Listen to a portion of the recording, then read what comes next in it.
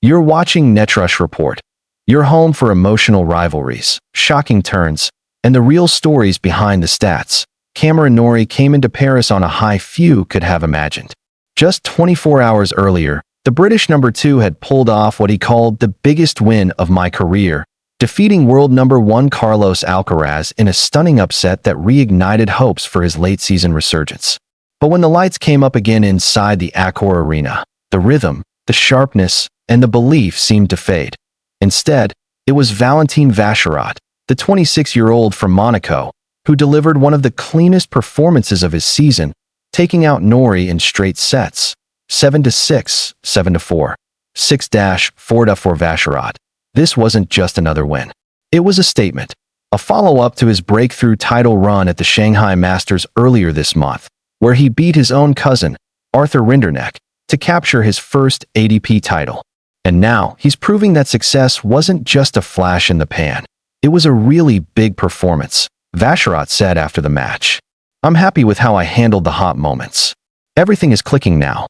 It's the work of many years, pure work. Those words ring true.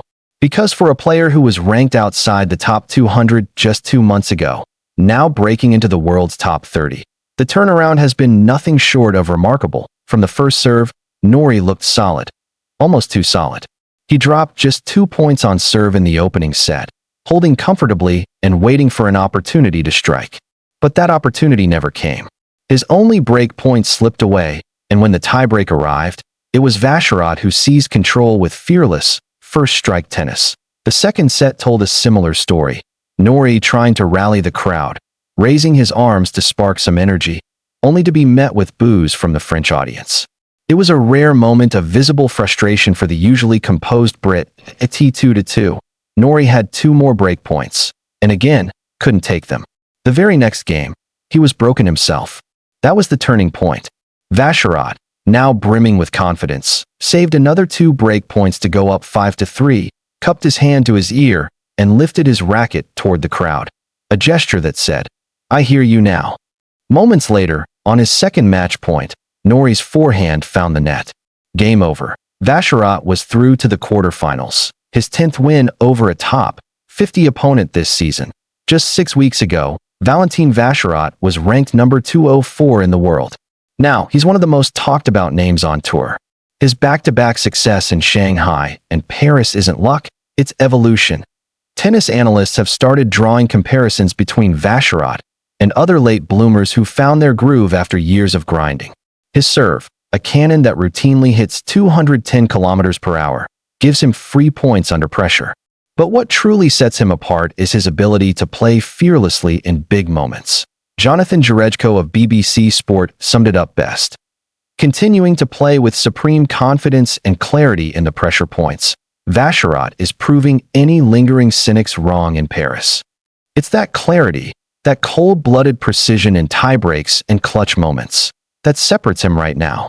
His forehand is fluid, his movement deceptively good for his 6 feet 4 inches frame, and his belief?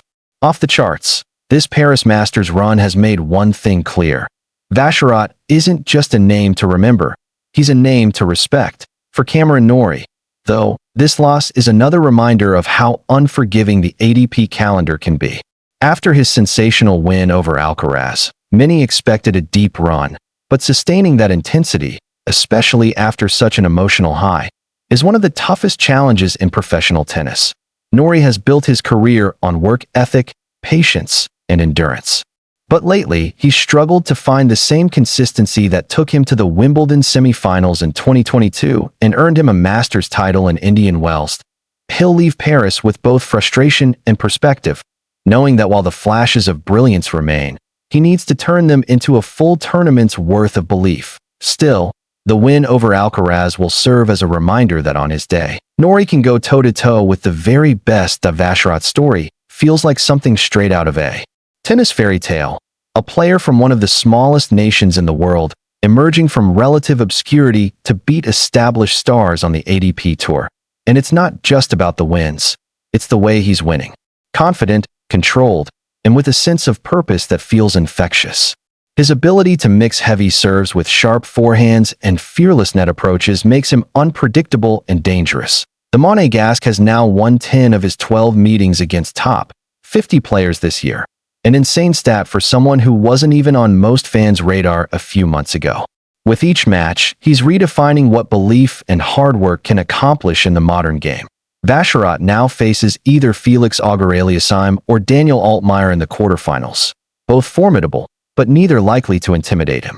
If anything, this momentum puts him in the perfect position to push for another deep Masters run, and possibly a top 25 finish before the year's end.